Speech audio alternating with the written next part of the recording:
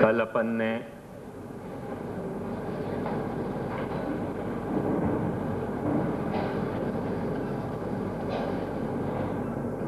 अक्षर ब्रह्म में कैसे पुरुषोत्तम है और वही पुरुषोत्तम में कैसे अक्षर ब्रह्म है,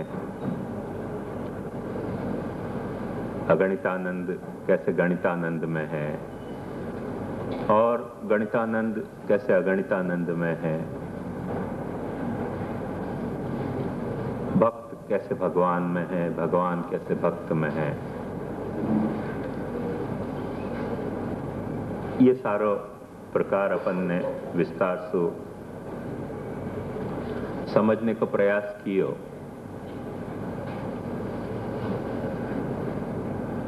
वाह इस सूत्र की अनुवृत्ति के रूप में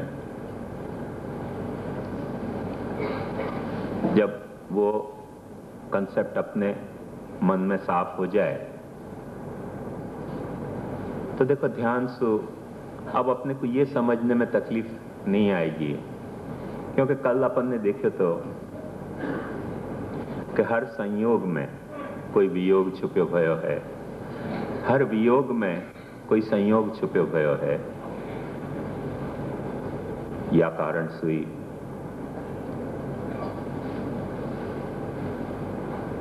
हर लीला विहारी में कोई लीला छुपी भई है और हर लीला में अपने को कभी अनुभव हो तो होए, कभी गम्य हो तो होए, कभी गम्य ना भी हो तो होए, पर हर लीला में लीला विहारी भी विराजमान है ही। गम्य नहीं हो तो है तो छुपे भयो विराजमान है, गम्य हो तो है तो प्रकट होकर विराजमान है।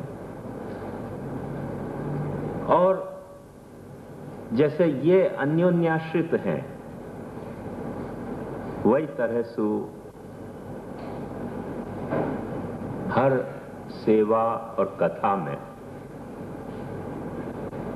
देखो ध्यान से सुनियो आप, कि हर सेवा और कथा में कोई न कोई लीला विहारी और कोई न कोई लीला विराजमान है। और हर लीला विहारी में और लीला में कोई न कोई गम्य के अगम्य रूप से सेवा कथा को कोई प्रकार विराजमान है।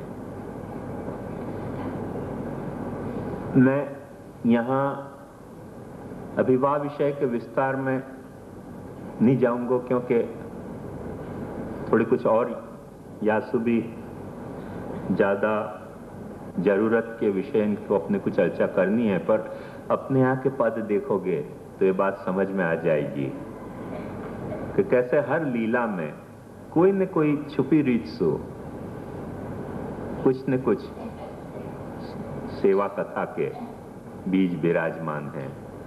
और जब भी अपन सेवा कर रहे हैं तो जो भी अपन सेवा कर रहे हैं वहां में कोई न कोई लीला को अपन के यहाँ कीर्तन गाया जाए। गा नहीं सकें तो भावन करना चाहिए, भावन नहीं कर सकें तो वह लीला के भावात्मक श्लोक भी अपने यहाँ बताए गए कि भाई अंत में इन श्लोकन को पाठ कर लो सेवा करते वक्त। जासू की जो सेवा अपन कर रहे हैं वह सेवा में छुपी भई लीला को अपने को बोध होवे। हर लेवल पे वो बात समझाई गई है। यदि अपन गा सकें तो, क्योंकि गाने की प्रक्रिया एक ऐसी प्रक्रिया है कि लीला बहुत जल्दी खेल उठे। तो गानो अपने आप में एक लीला है, गानो अपने आप में एक लीला है, वासु लीला बहुत जल्दी खेल उठे। पर समझो कि अपन नहीं गा पा रहे हैं कोई कारण से। अभी जैसे 2-3 दिन पहले प्रश्न आया तो कि गाने की सुविधा नहीं है, समझ नहीं है, हो सके स्वाभाविक बात है, तो कोई घबराने की वहां में बात नहीं है। अपने यहाँ भावना बताई गई है, हर सेवा की लीला भावना, स्वरूप भावना, भाव भावना। उन भाव भावना को, लीला भावना को, स्वरूप भावना को भी मन में दोहराने से अपनी सेवा, अपनो सेव्य स्वरूप में एक लीला खिल उठे। पर समझो कि कोई को वो भावना भी, क्योंकि क्रिया को शायद टेंशन माइंड में इतना ज्यादा होए कि बिना टेंशन के अपने से सेवा निवृत्ति नहीं होए। प्रकृति मनुष्य की अपनी अपनी प्रकृति को सवाल है, हमें कोई निंदा स्तुति को सवाल नहीं है। तो अपनी प्रकृति के अनुसार यदि वो अपने से निभ नहीं रहे है कोई कारण से, तो वहां में भी घबराने की कोई बात नहीं है। अपने बड़े ने वहां भी अपने लिए थोड़े सहायक श्रीहस्त अपने को अवलंबन के रूप में दिए हैं, श्लोकें लिख दिए हैं ऐसे कि अच्छा जा टेंशन से तुम सेवा कर रहे हो क्रिया प्रधान होके, वहां में एक टेंशन और जोड़ लो, ये श्लोकें बोलते रहो। अब वो एक बात तकलीफ की है पाची, क्योंकि आज की तारीख में अपने को श्लोक बोलना भी नहीं आवे ये और लफड़ा हो गया। तो अच्छा कोई भी अपन आदमी को खोजें तो अपनी जो भाषा होए वह भाषा में उन श्लोकन को भी कोई अनुवाद करना होए तो अभी तक शायद कियो कि नहीं कियो, कोई ने मुझको एग्जैक्टली नहीं पता है, पर कुछ भय भी हैं अनुवाद, ऐसे प्रयोग भी भय हैं और अच्छी तरह से छप भी रहे हैं, ऐसे अपने संप्रदाय के मैगजीन में मैंने देखियो है। पर हो सके इतनी कोई कठिन बात नहीं है और उनको भी अपन बोल के गुनगुना के, तो गाने की जरूरत नहीं है, गाने में और गुनगुनाने में फर्क है, गुनगुना तो कोई भी सके। तो उन श्लोकन को बोल के भी अपन अपनी सेवा के प्रकार में एक लीला भाव प्रकट कर सके हैं, करके हर सेवा में एक लीला छुपी भई है या विराजमान है। वो तो प्रकट अपन करेंगे तो प्रकट हो जाएगी, नहीं तो छुपी भई तो है ही। और हर लीला में या तरह से कोई न कोई सेवा भी छुपी भई है, वो अपने यहाँ के पद देखोगे तो पता चल जाएगी और सब तरह से वो बात समझ में आ सके। तो कहने का मुद्दा ये है कि श्री महाप्रभु जी ने या लिए ये क्योंकि दोनों एक दूसरे में विराजमान हैं, या के लिए इनकी कोई संगति सोची, और वो जो संगति सोची है महाप्रभु जी ने, वह के लिए ही मैंने या ग्राफ में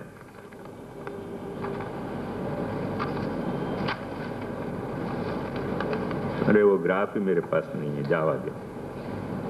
वो जो बताए ना आनंद को, तो वहां में आप देख लोगे तो पता चल जाएगा कि जहां कृपानंद के नीचे से सब बात आ रही है, वहां में कृपानंद को बाह्य और आभ्यंतर, और वहां में भजन और भजनीय, तो जहां भी भजन बतायो है वहां सेवा कथा और खाली सेवा या खाली कथा, वह तरह से अपन ने आनंद और परमानंद को क्लासिफिकेशन देखियो, और स्वरूप और लीला विशिष्ट स्वरूप, वह तरह से शब्द क्या है मुझको याद नहीं है, पर ऐसे ही कुछ शब्द है वहां में शायद केवल स्वरूप और लीला विशिष्ट स्वरूप। तो वह तरह से वहां भजनीय के प्रधानता से जहां लीला हो रही है, तो वहां भी अपन ने वही आनंद और परमानंद को रूप निहार वा को विवेचन अपन देख चुके हैं, सो विस्तार में नहीं जाऊंगा। वो जैसे आंतर में भी है ऐसे बाह्य में भी है, जैसे बाह्य में ऐसे आंतर में, वो रिपीटेशन है एक दूसरे को। पर जो हमें समझने की बात है कि जो कुछ अपन सेवा कर रहे हैं वहां में कहीं न कहीं वो माने जो भजन कर रहे हैं वहां में कहीं न कहीं भजनी छुपे भयो है, विराजे है। जो भी अपन भजन कर रहे हैं वहां में कहीं न कहीं कुछ भजनी विराज रहे है, और जहां भी भजनी विराज रहे है वहां कुछ न कुछ भजन तो होएगो ही। ये या बात को महाप्रभु जी ने समझाने के लिए, जहां ठाकुर जी गोकुल पधारे हैं और नंद महोत्सव भयो है, और वह नंद महोत्सव के वर्णन की व्याख्या करते वक्त महाप्रभु जी ने बहुत सुंदर समझाया कि देखो ये कृष्ण है कि अब कोई को नहीं पता है कि क्या भयो कैसे भयो, बहुत जो कुछ भयो टॉप सीक्रेसी में सब भयो है, तो वाके बावजूद महोत्सव कितना बड़ो हो गयो है, इतने प्रेशर के रहते भय कि कंस इन बच्चान को मरवाने जा रहे है, कंस इन बच्चान को मरवा देगो, वाकी डोंडियां पिट गई हैं, और वाके बाद भी महोत्सव कैसे लार्ज स्केल पे हो गयो।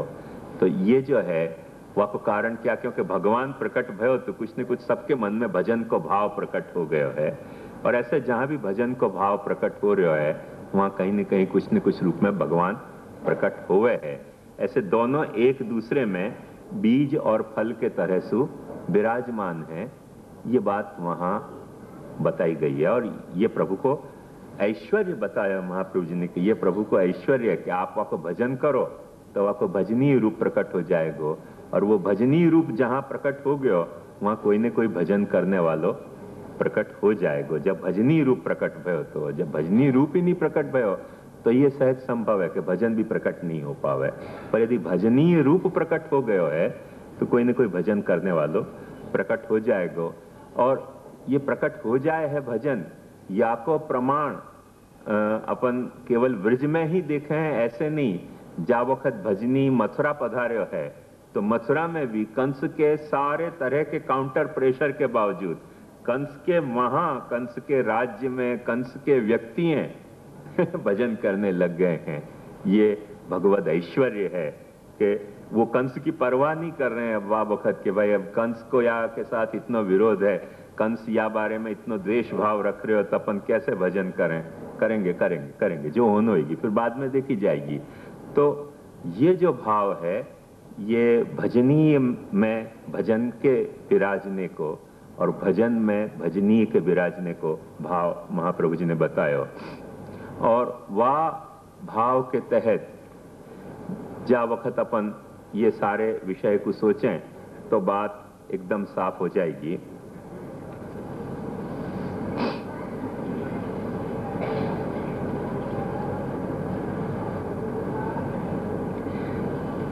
ये बाह्य अभ्यंतर दोनों में बराबर समझने की है।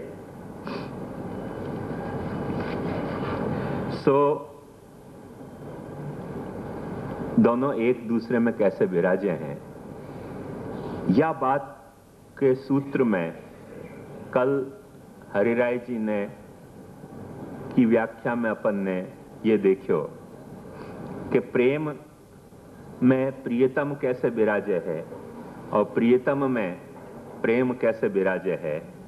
और वाक्य कारण कहीं प्रियतम की प्राधान्य सु, प्रिय के प्राधान्य सु संयोग लीला और प्रेम के प्राधान्य सु वियोग लीला, वो मैंने बात आपको कल समझाई थी।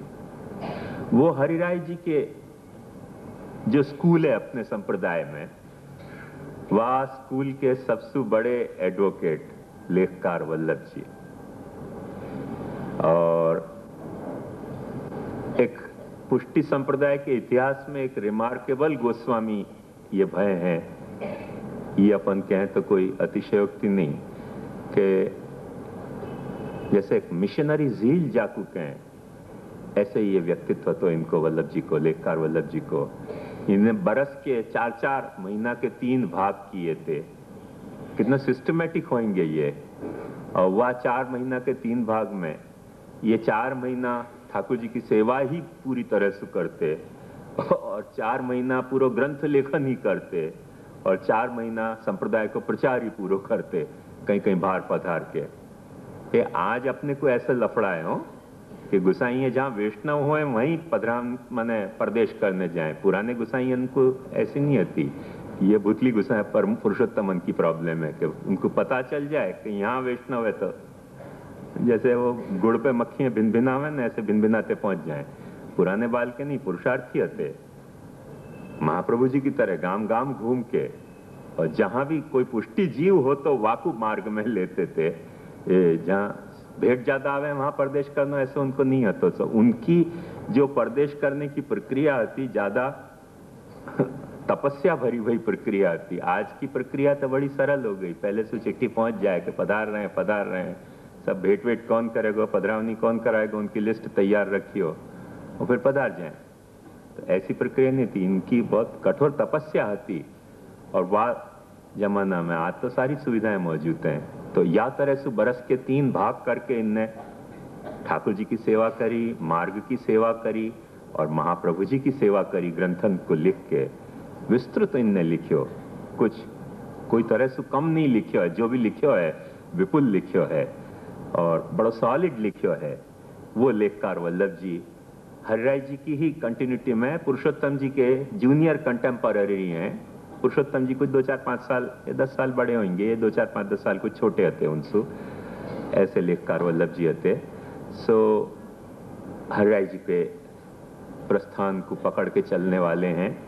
तो ये आनंद परमानंद की बहुत अच्छी मजेदार व्याख्या करते वक्त वो हरिराय जी को पक्ष तो ले ही रहे हैं और हरिराय जी के पक्ष को और विस्तार से समझाते वक्त कह रहे हैं कि आनंद, परमानंद और श्री कृष्णास्यम, ये जो 3 नाम हैं शुरुआत के, ये तो अपन आगे जब टीका देखेंगे तब अपने को मजा आएगी या बात की। और तो ये कह रहे हैं कि ये 3 नाम मूल स्वरूप के नाम हैं, बाकी सब लीला में प्रकट भय नाम हैं।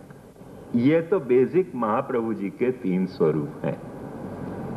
जैसे मैंने आपको कल बताई थी बात कि अक्षर ब्रह्म और पुरुषोत्तम तो मौलिक स्वरूप है। वाके बाद जो भी कुछ बातें आ रही हैं वो ग्राफ में, सर्कल में, वो सर्कल आप देख लो तो वो वाके बाद वो प्रकृति को सर्कल या पुरुष को सर्कल या अंतर्यामी को सर्कल या जीव सृष्टि या जड़ सृष्टि या विषयानंद या ब्रह्मानंद या भजनानंद या आत्मानंद, ये जो सारे सेक्शन हैं, इंटरसेक्शंस हैं, वो तो सब लीला में प्रकट भय सेक्शंस हैं।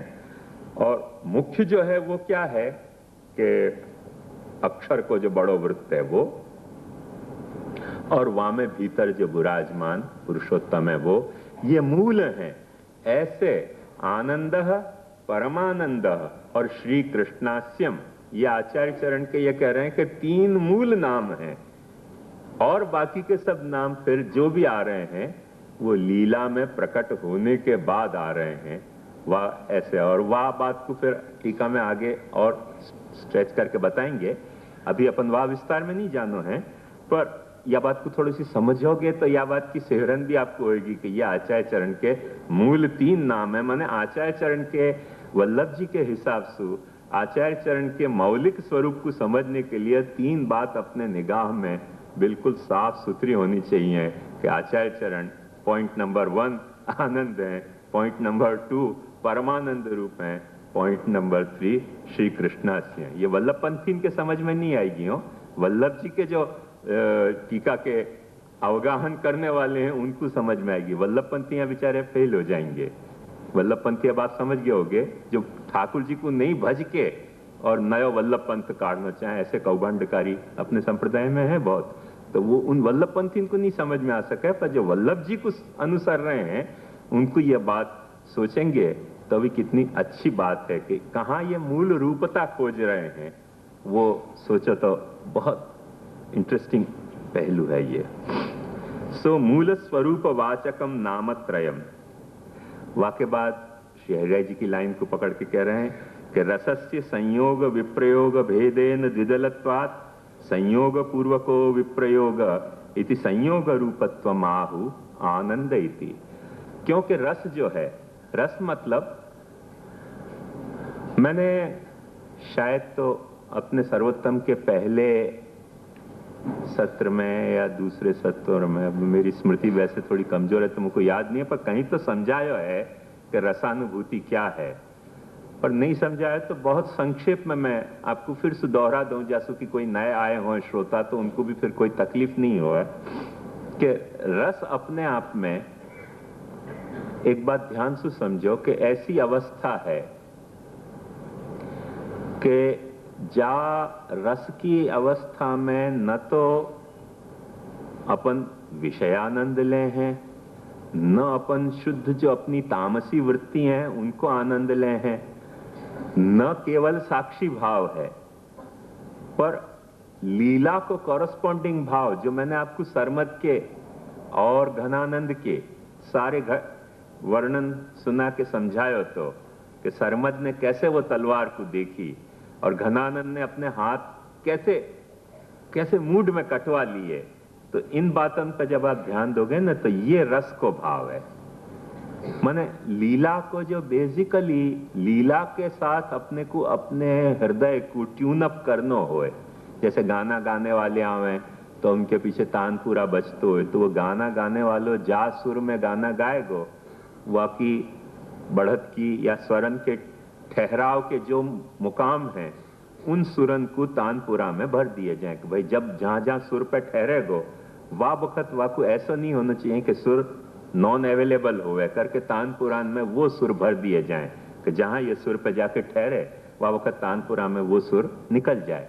तो वो वहां निकल जाए तो गाना गाने वाले को गाने में बड़ी सहूलियत हो जाए। ऐसे स्वर पेटी भी रखे हैं वहाँ के लिए आजकल, वो मैकेनिकल भी आ गई है कि वो स्वर पेटी रखते हैं, वो स्वर पेटी बोलती रहे। तो ऐसे ही जो है वो जो लीला को भाव है वह भाव को समझने के लिए अपने मन की जो अवस्था है वो रसात्मिका होनी बहुत जरूरत है। और अपने मन की अवस्था यदि रसात्मिका है तो कहीं भी अपने को लीला भाव समझ में आ सके। ये बात ध्यान समझो। जब मन अपनी रसात्मक अवस्था को छोड़ दे है तो अच्छे अच्छे ठिकाने अपने को लीला भाव समझ में नहीं आवे। जैसे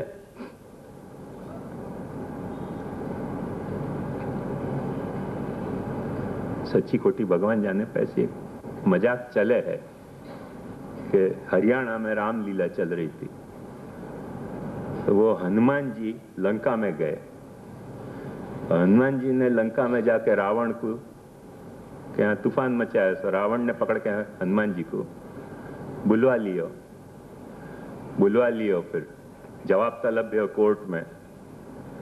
तो हनुमान जी ने वो हरियाणवी अंदाज में उनको पूछो कि क्यों बे रावणे, सीता देनी कि नहीं देनी?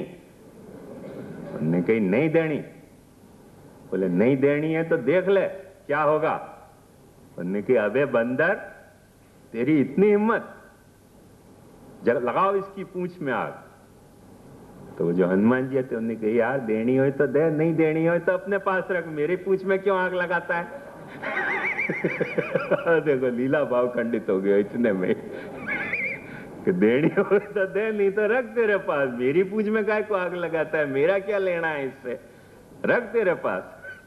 पूंछ में आग लगने की थोड़ी सी बात आई, वहीं में लीला भाव खंडित हो गया।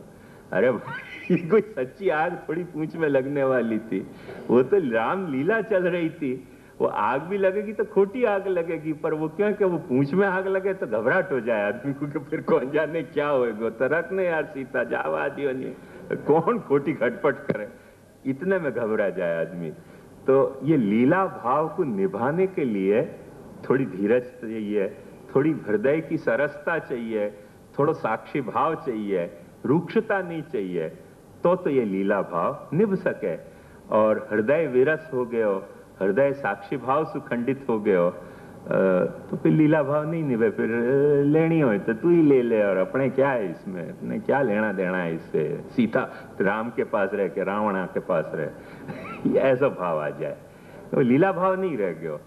तो ये बात ध्यान से समझो कि लीला भाव बड़ो सूक्ष्म भाव है, जहां में कई भाव में मिले भय हैं कि हृदय की सरसता मिली भई है, आर्द्रता है, वो विषयानंद भी नहीं है, वो ब्रह्मानंद भी नहीं है, ज्ञानानंद भी नहीं है, आत्मानंद भी नहीं है, पर हृदय में एक ऐसी सरसता रहनी चाहिए कि थोड़ी बहुत अपन हर चीज को एक्सेप्ट कर सकें।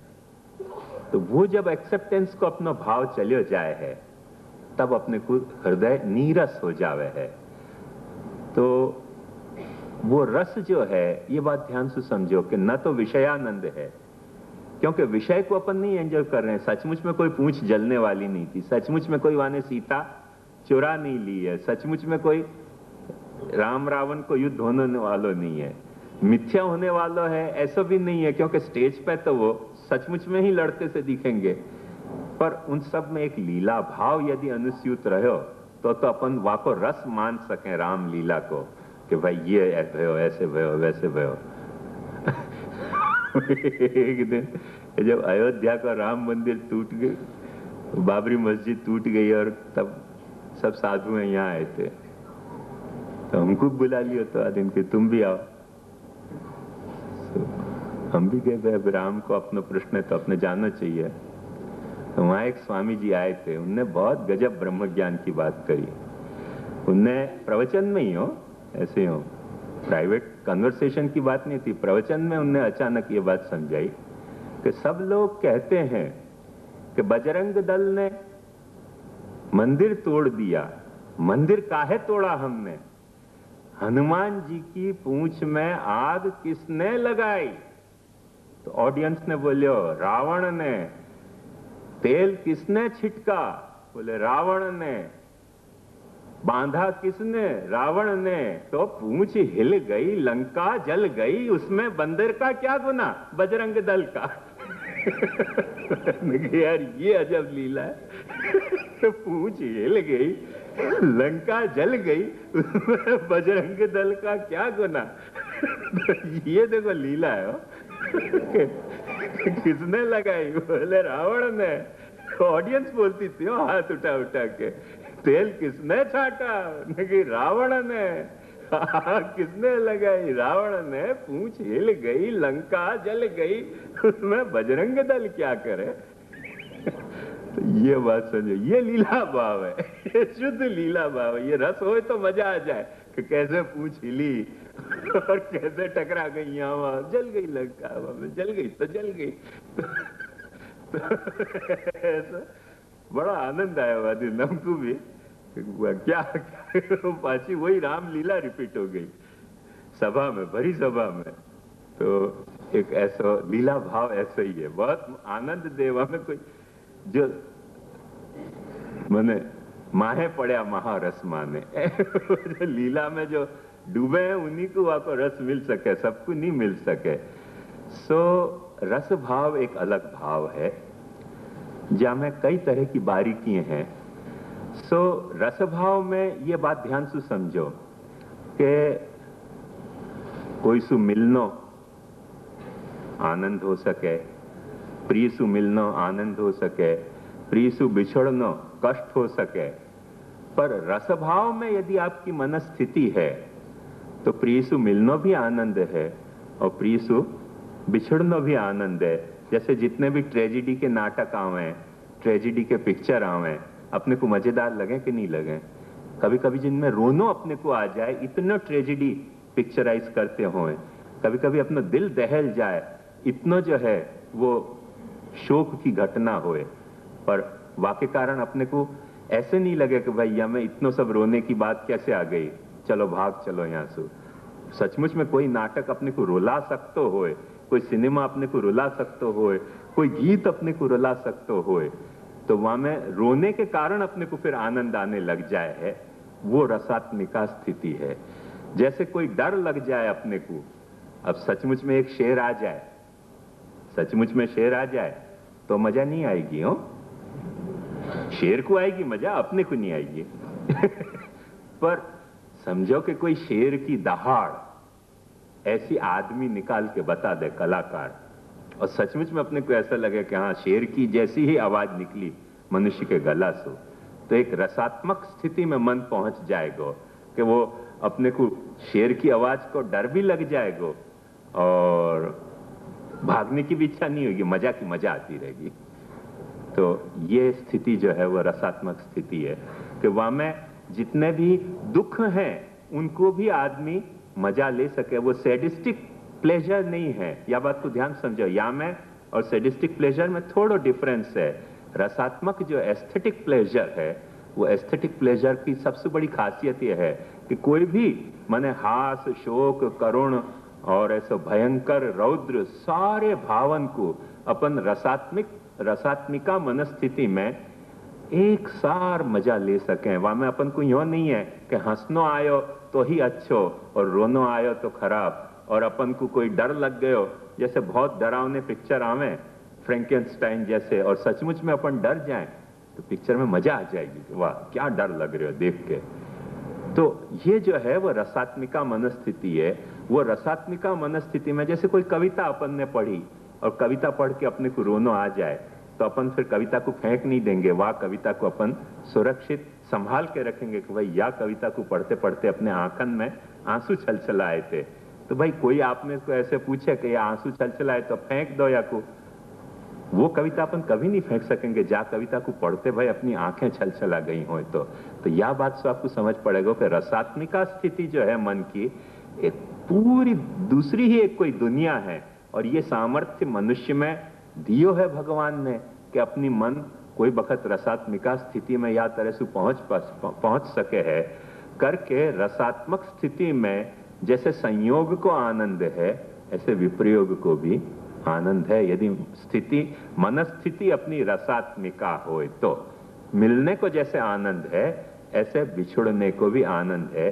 अपनी मनस्थिति रसात्मिका हो तो, और अपनी मनस्थिति रसात्मिका नहीं है तो फिर अपने को जो है वो मिलने में ही आनंद लगेगा, बिछुड़ने में आनंद नहीं आ सके करके। यहाँ लेखकार वल्लभ जी कह रहे हैं कि रसस्य संयोग विप्रयोग भेदे न द्विदलत्वा। रस जो है वो द्विदल है, दो दल वालों है। एक दल वाको संयोग को है, एक दल वाको वियोग को है। और जब संयोग और वियोग ऐसे दो दल हैं रस के, तो वह दल के कारण संयोग पूर्वको विप्रयोग, संयोग पूर्वक विप्रयोग हुए है। और वो महाप्रभु जी की संयोग रूपता जो है, ये श्री गोसाई जी आनंद कह के बता रहे हैं, और विप्रयोगता महाप्रभु जी की परमानंद कह के बता रहे हैं। ये लेखकार वल्लभ जी ने बहुत सूझबूझ के साथ सारा यहाँ व्याख्यान अपने को समझाना चाह रहे हैं। ये बात ध्यान समझो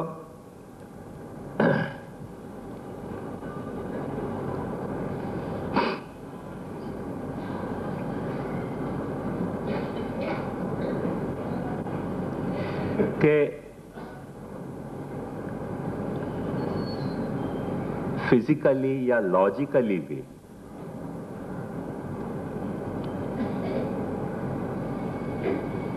जैसे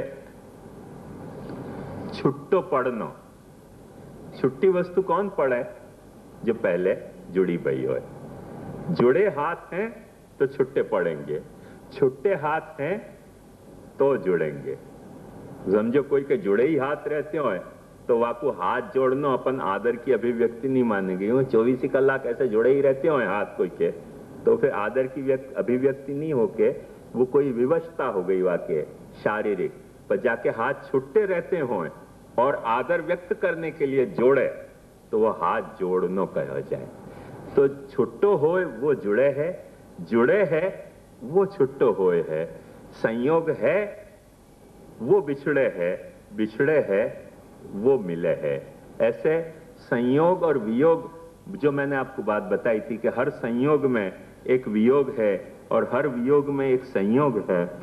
तो यह बात को ध्यान से समझो कि यदि संयोग नहीं है तो वियोग हो नहीं सकेगा, और यदि वियोग नहीं है तो संयोग हो कैसे सकेगा करके अपने यहाँ ब्रह्म संबंध में कल भी मैंने ये बात समझाई थी आपको कि ब्रह्म संबंध में अपन पहले को कोई संयोग याद कर रहे हैं अपने प्रभु के साथ को, जहाँ संयोग के संदर्भ में फिर अपन अपने विप्रयोग को याद कर रहे हैं, और जहाँ विप्रयोग के संदर्भ में अपन फिर से संयोग पाने के लिए तैयार हुए हैं, वो संयोग ध्यान से समझ में आई ना, वो संयोग।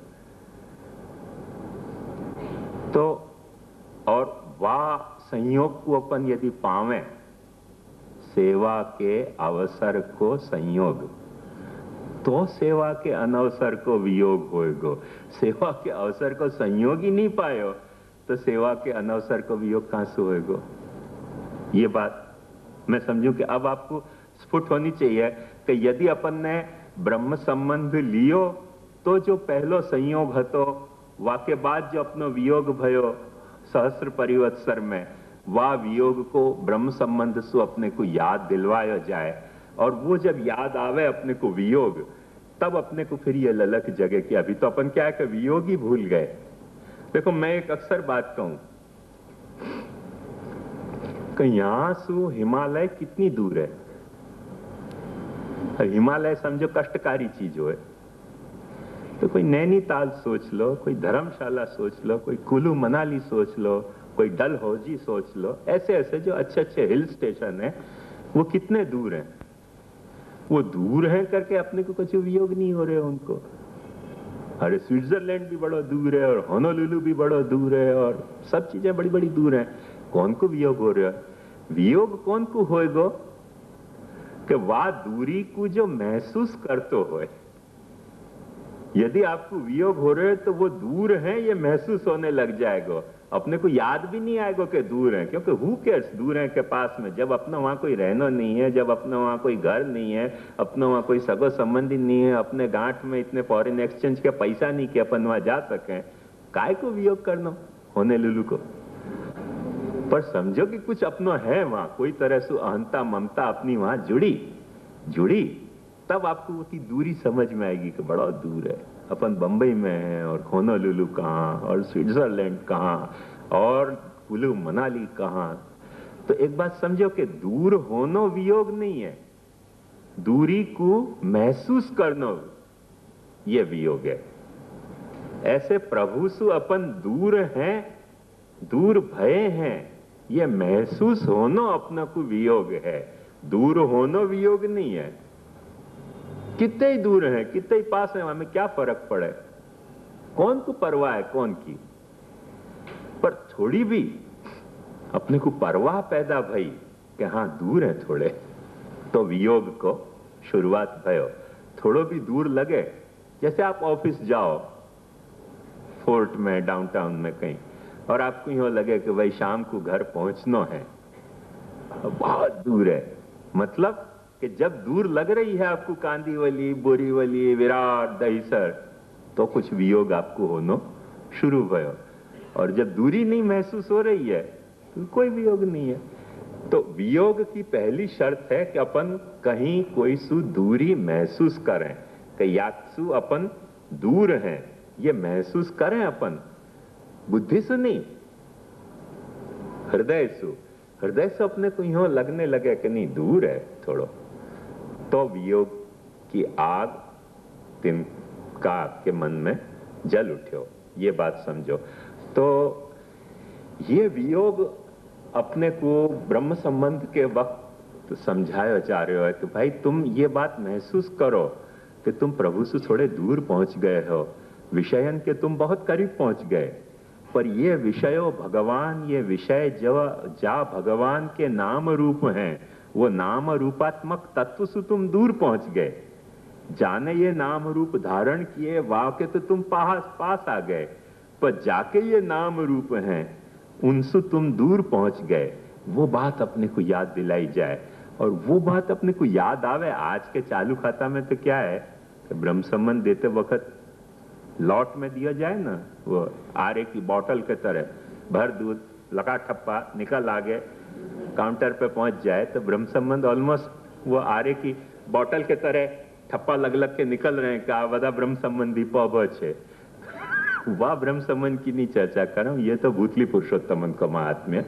मैं सच्चे ब्रह्म संबंध की बात कर रही हूं कि जहां आचार्य, जहां गुरु ब्रह्म संबंध दे के वाकू समझावे कि भाई ये देख ब्रह्म संबंध क्या है, तू जो ले रहे हो है वो क्या चीज है, वाकू समझ अच्छी तरह से और समझेगो। वो तो सबसे पहले बात है सुनेगो, सुन के फिर समझेगो, सोचेगो, और वाके बाद अपने दिल में कभी महसूस करेगो।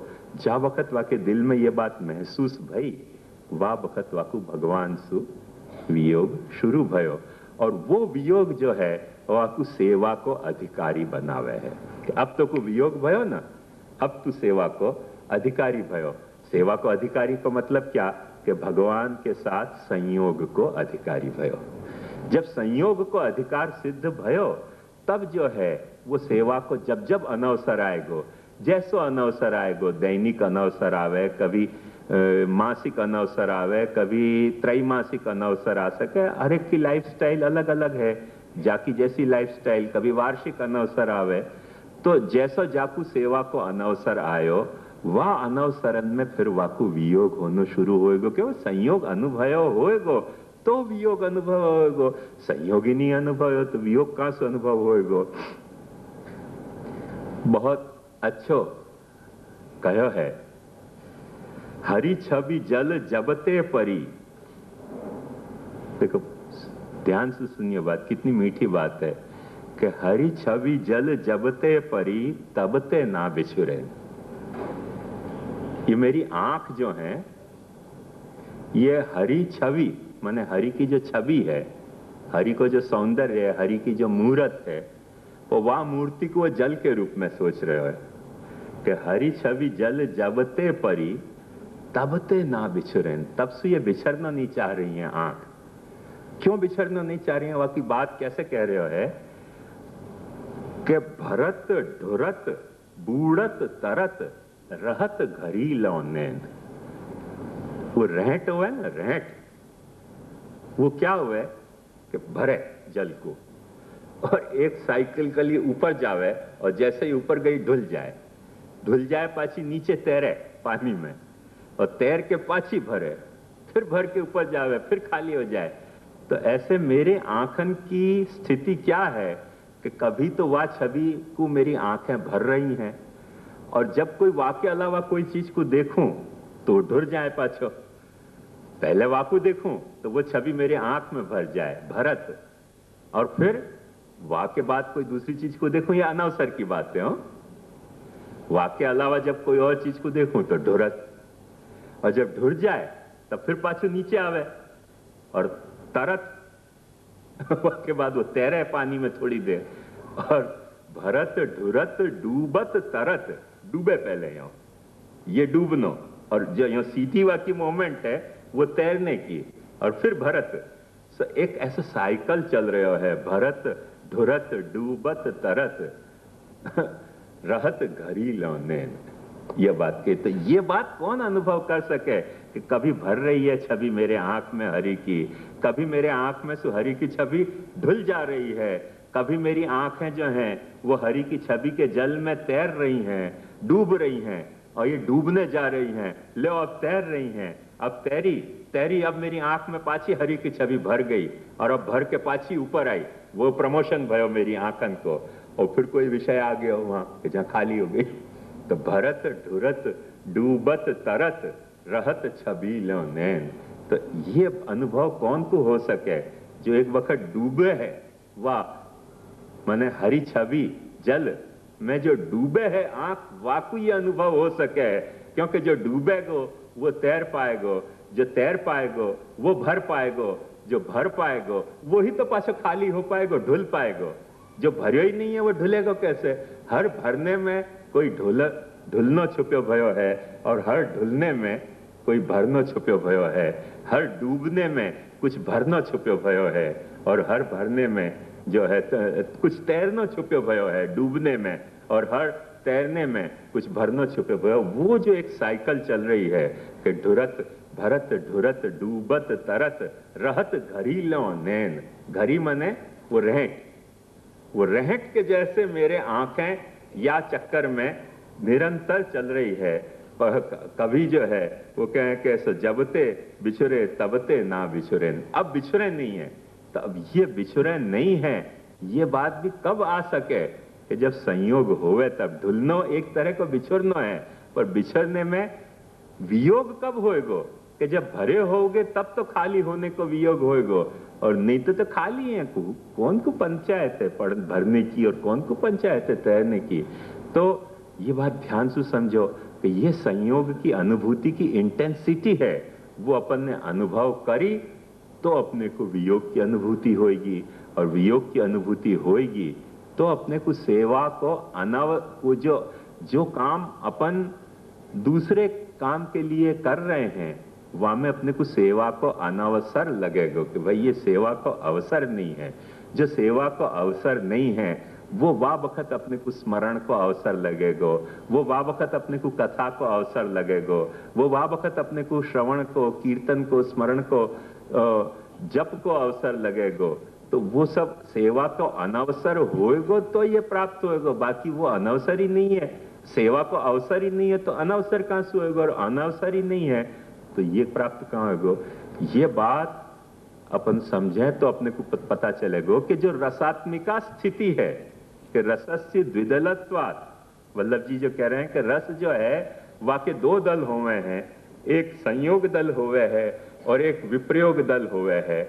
और वो दल, दो दल होवे हैं, वो अपनी जो सेवा कथा है वो क्रियात्मिका नहीं होनी चाहिए, रसात्मिका होनी चाहिए।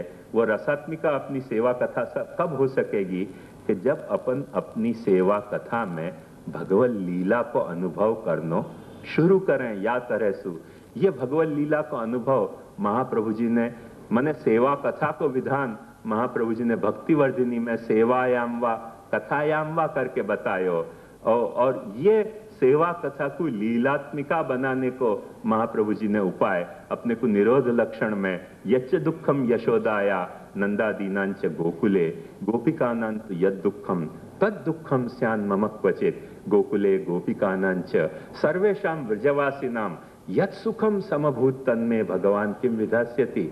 जब भगवान गाय चराने पधारते तो गाय चराने पधारते वह वक्त जो आंखन में सु भगवान की छवि ढुल जाती थी, वह ढुलने को जो वियोग उनको होतो तो यच्च दुखम यशोदाया नंदादीनांच गोकुले गोपिकानांत यद दुखम तद दुखम स्यान मम क्वचित। सेवा में कर रहे हूं पर सेवा के अनवसर में मुझको ऐसा दुख कभी होएगो। ये महाप्रभु जी लीला भाव अपने को सेवा में जगाना चाह रहे हैं कि या तरह से सेवा में लीला भाव जगने दो। यच्च दुखम यशोदाया नंदादीनांच गोकुले, और गोकुले गोपिकानांच सर्वेषाम ब्रजवासिनाम, गोकुल में गोपिकान को और भी सब ब्रजवासिन को जा वक्त भगवान पाछे गोकुल में पधार आते थे, वह वक्त जो उनकी नैनन में भगवान की छवि फिर से डूबत और तरत और भरत की जो प्रक्रिया जो साइकिल आती थी, साइकिल को जो वो फेज आता तो वह फेज में जो उनको सुख होता तो गोकुले गोपिकानांच सर्वेषाम ब्रजवासिनाम यत सुखम समभूत तन्मे भगवान की विधास्यति। ऐसो सुख मुझको कभी भगवान देगो।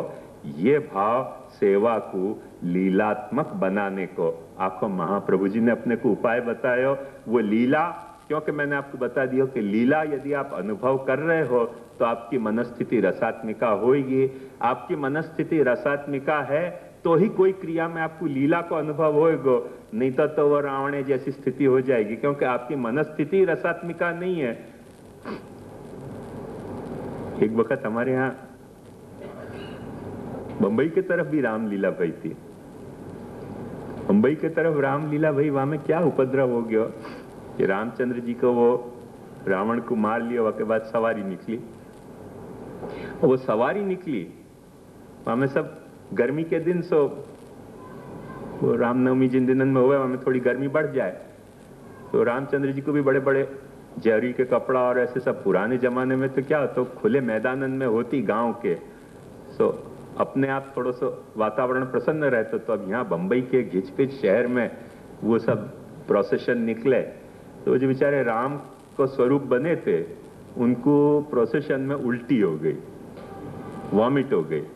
वो सीता जी जाके हनुमान जी के पास विराज गई, उनको इतनी घिन आ गई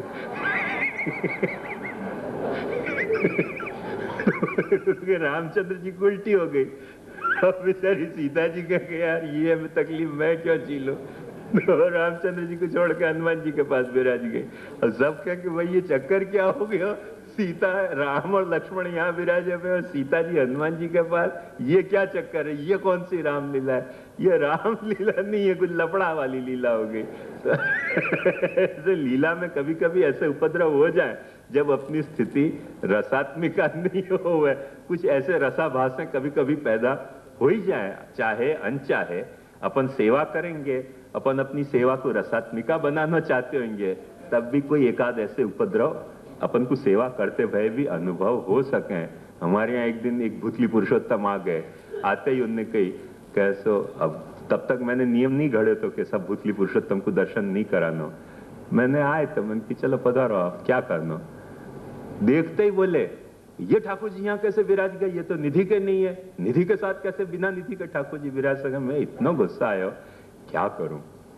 सब ऐसा मन जिसको वो बिल्कुल जैसे कोई राम को वॉमिट हो गई और सीता जी अलग विराज गई, मुझको भी ऐसी स्थिति हो गई, कहाँ ये भाई मेरो ठाकुर जी, मेरो ठाकुर कैसे विराज रहे हो, निधि है कि अनिधि है, क्या तुमको लेन देन। निधि के साथ अनिधि कैसे विराज है, वो जो है वो फिर पाछो श्याम स्वरूप के साथ गौर स्वरूप कैसे विराज है, और कुछ ऐसे सब ये भूतली पुरुषोत्तम ने बड़े बड़े कबाड़ा कर रखे हैं दुनिया में। तो तब से फिर मैं नक्की किया कि अब अपने यहाँ पधारे भी कोई तो सब सत्कार करना, पर बने वहां तक अवॉइड करना, दर्शन नहीं करना, क्योंकि वो आदत पड़ गई हो है ना पुरुषोत्तमन में ग्रेडेशन करने की। कि मर्यादी के ठाकुर जी जो है वो बिन मर्यादी के साथ नहीं विराज सकें, बिन मर्यादी के ठाकुर जी मर्यादी के साथ नहीं विराज सकें, पुष्ट के साथ अपुष्ट नहीं विराज सकें, और ऐसा निधि के साथ महाप्रभु जी के निधि के साथ जो है गुसाई जी की निधि नहीं विराज सके, गुसाई जी की निधि के साथ 7 बालकन की निधि नहीं विराज सके। अरे क्या यार, खोटी बेवकूफ बनाने के धंधा, गांव को धंधा तुमको चलाना है, वहां में ठाकुर जी में ऐसे भेद पा रहे हो, शर्म नहीं आवे तुमको? ये सब ऐसे उपद्रव क्या है? ये सब क्या है? लीला में राम को होती भाई उल्टी है, जहां में भक्ति की सीता फिर बेचारी हनुमान जी के साथ विराज जाए, क्या करे? ऐसी उल्टियां हो है ना, तो क्या करे? सीता भी नहीं बैठना चाहिए, पर करे क्या? जब राम खुद उल्टी करे सीता कहाँ जाए? तो हनुमान जी के साथ भग जाए कि चलो भागो अब यहाँ से। तो राम है ऐसी उल्टी करे तो वो फिर सीता भग जाए, फिर हनुमान जी के पास विराज जाए भक्ति की, तो ये लफड़ा हो जाए। पर बात ध्यान से समझो कि वो या तरीके के उपद्रव हो जाए, अपने भी हो जाए, नहीं हो कैसे नहीं, सब तरह के उपद्रव हो सकें, पर जैसे जैसे उपद्रव हुए ऐसे ऐसे उन उपद्रवन को संभाल के और फिर से उस स्थिति को अपन अपने मन की स्थिति को रसात्मिका बनाने को एक उपाय करते रहेंगे। एक मन में माने मानसिकता अपन वा तरह से अपनी बनाते रहेंगे, तब अंत में अपने को सेवा के अवसर और अनवसर, और सेवा के अवसर में संयोग और सेवा के अनवसर में वियोग को अपने को भाव स्फुरित होएगा। और सेवा के अवसर और अनवसर में संयोग और वियोग को भाव स्फुरित भयो, तब तो आपको महाप्रभु जी को नाम समझ में आएगा कि संयोग को आनंद वो महाप्रभु जी जो हैं वो जा वक्त सेवायाम कह रहे हैं, गोकुले गोपिका नांच सर्वेशाम ब्रजवासी नाम कह रहे हैं, यत सुखम तम समभूत तन में भगवान किम विधास्यति। ये महाप्रभु जी ने अपने को आनंद दियो है करके महाप्रभु जी आनंद हैं। और माने यच्च दुखम यशोदाया नंदादीनांच गोकुले गोपिकानांत यद दुखम तद दुखम स्यान नमक क्वचित। ये बात महाप्रभु जी ने अपने को समझाई है, और ये बात महाप्रभु जी ने अपने को समझाई है, और करके बात है सुजा वक्त अपनी सेवा निभेगी तो अपना जो है वो परमानंद को अपन पहचान सकेंगे। परमानंद को अपन थोड़ी पहचान होगी तो अपने को ये बात पहचानने में आएगी कि हाँ अपना महाप्रभु जी देखो आनंद भी है और परमानंद भी है।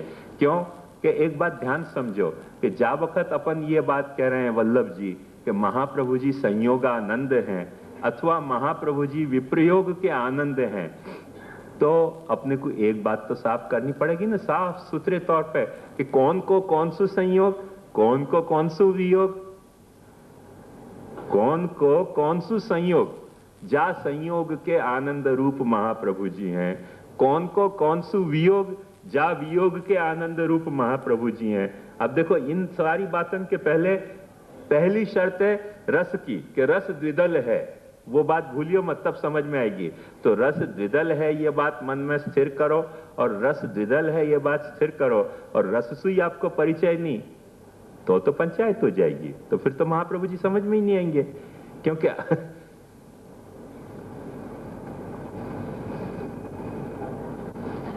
आप या कोई यूं समझ सको,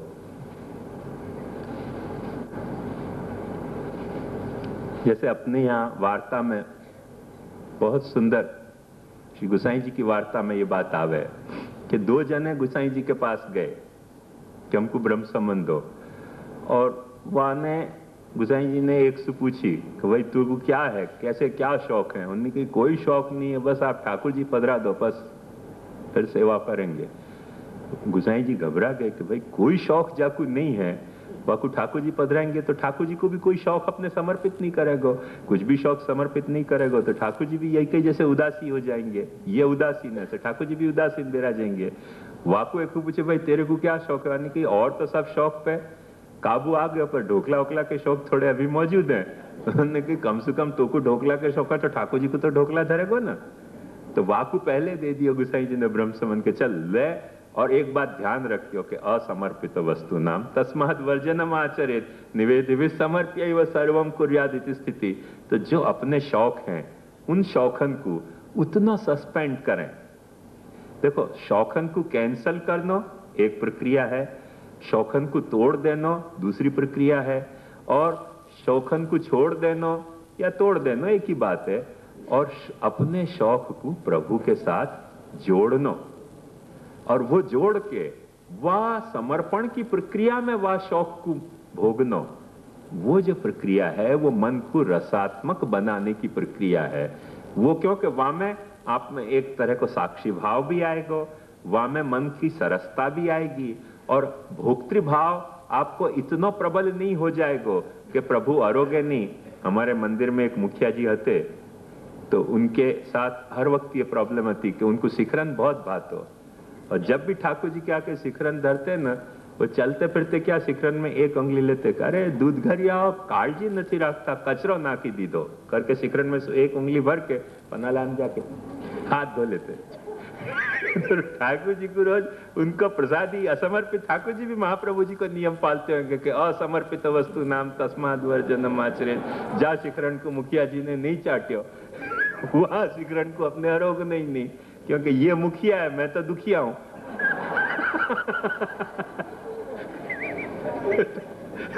उनको ऐसा नियम था। रोज हमको भी बड़ी चिंता थी कि रोज शिखरन में ही कचरा क्यों पड़े।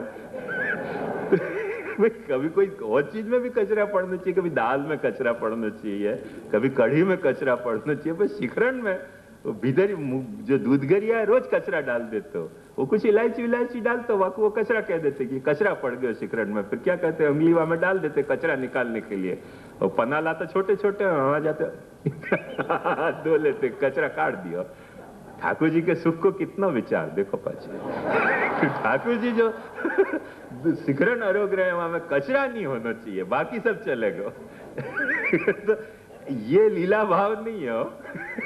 यहाँ में ठाकुर जी लीला करे वो एक अलग कथा है, तो अपना ये शुद्ध भोक्तृ भाव है। पर अपन यदि उतनी धीरज रख सके कि भाई ठाकुर जी को शिखरन भोग आने के बाद भोग तो सरने ही वाले हैं, ऐसे तो नहीं है। सचमुच में ठाकुर जी भोग सरने के पहले सब शिखरन अरोग जाते ना, तो कोई भूतली पुरुषोत्तम कभी भोग ही नहीं धरते ठाकुर जी को। तो लौट के लौट सब यही मिल जाए करके ले तो जा, ले लड्डू, ले पूड़ी, ले छबड़ी भर के मोहनताल। सचमुच में जो टोकराएं खाली मिले, छबड़ाएं खाली मिले, सबके मनोरथिन के भी भाव खंडित हो जाए, कोई नहीं सर। तो टोकरा है, छबड़ी है, कटोरा है, यो क्या आसे पाचे मिल जाए कि अपना क्या जाए, थोड़ी देर धर लो, इतना स्वभाव आ जाए। हमारे बड़े मंदिर में एक ऐसे ही है, तो वो हमको हर वक्त ठंडी में कहते हो कि आप ठाकुर जी को सुहाग सौंठ धरो। अच्छा सुहाग सौंठ धर, 2 वक्त, 1 वक्त, 3-4 वक्त धरी पे एक दिन मैंने, भाई तू खुद क्यों नहीं धर दे? तो आने बड़ा ब्रह्म ज्ञान मुझको बताया कि देखो ऐसा है मंदिर में नियम कि हम सुहाग सौंठ धरें तो मंदिर आधे नेग काट ले, क्योंकि मंदिर आधो नेग खुद रख ले। 24 नंग की एक थाली होवे, अब कितनी होवे पता नहीं, वाह जमाना की मैं बात करूं, तो 24 नंग की एक थाली, वहां से 12 नंग तो पहले मंदिर ही काट ले, 12 नंग हमको देवे। तो एक तो 24 नंग के पैसा तो पूरे देने और 12 नंग कट जाए, तो मुझको ये पता नहीं। तो वो जो थाली कहते तो औरोगा के 24 के 24 लौटा देते। तो आप जो है 24 लौटा दे रहे हो ना, याली आपके में, आपसे औरोगा, आपसे बालकृष्णलाल प्रसन्न है। क्यों प्रसन्न? क्योंकि 24 के 24 नंग मिल रहे हैं। बाकी डायरेक्ट खुद करे तो 12 नंग मंदिर काट ले अपने स्टाफ के लिए। मफत में काय को औरोगा में बालकृष्णलाल को, कोई मफत में बिराजे छे। हमारे मंदिर में भी ऐसी व्यवस्था थी, अब क्या है पता नहीं, अब तो काफी अरसा हो गया, पर वह वक्त ऐसी व्यवस्था थी कि महाराज अरोगावे तो 24 के 24 नंग ऊपर आ जाए, और वैष्णव को रैया अरोगावे ठाकुर जी को तो 12 नंग मंदिर को मैनेजमेंट काट ले, 12 नंग दे। तो वो हर वक्त मेरे से ठाकुर जी को सुहाग सौंठ अरोगा। तो पीछे से मुझको ये रहस्य पता चलेगा, अच्छा 12 नंग मंदिर ही काट ले। तो ये सब जो है ना, या में अपने भोक्तृभाव छुपे भय हैं, या में कोई सेवा भाव, प्रभु के सुख के भाव नहीं है। ठंडी में अब कौन सुहाग सौंठ बनावे कौन? मेरे साथ एक वक्त ऐसे ही भयो, सुरेश बाबा ने गोकुल में प्रसाद के लिए कुछ सबको बांटना बंद किया, तो एक भाई ने आके मुझसे कही सुरेश बाबा हवे प्रसाद ज नहीं बांटता, डिस्ट्रीब्यूट करता। मैंने कि भाई मैंने तो सुनियो कि कुछ खोवा दे, कुछ प्रसाद दे। खोवा और फल फूल तो बाजार में भी मिले, मैंने कि तुम्हारा मतलब क्या फिर? એટલે મઠડી ક્યાં આપે છે? अरे मैंने कि यार ये गड़बड़ कर रहे हैं सुरेश भाई, अब समझ में आ गई तो मठड़ी बाजार में नहीं मिलती ना। तो अभी मैं कहना ही चाहूँ सुरेश बाबू कि सचमुच में एक मंदिर चला लें, एक मठड़ी रेस्टोरेंट चला लें, तो जितने वैष्णव विरोधी हैं सब अनुकूल हो जाएंगे। नहीं तो खोवा तो बेचारे बांट ही रहे थे प्रसाद के रूप में, और कुछ फल फूल भी बांट रहे थे। वो वाने जाने शिकायत करी उनकी कि प्रसाद નથી આપતા, અમે આટલી બધી આશા લઈને ગોકુળ જઈએ અને કઈ પ્રસાદ પણ ન મળે ઠાકોરજીનો, કઈ જાતનો આપનો વ્યવહાર?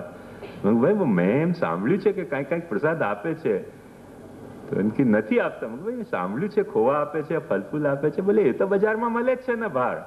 તો પછી શું નથી મળતું? બોલે મઠડી ક્યાં આપે છે? અમે મુંબઈથી ગોકુળ ગયા હોય તો કઈક તો આશા હોય કે નહીં પ્રસાદની।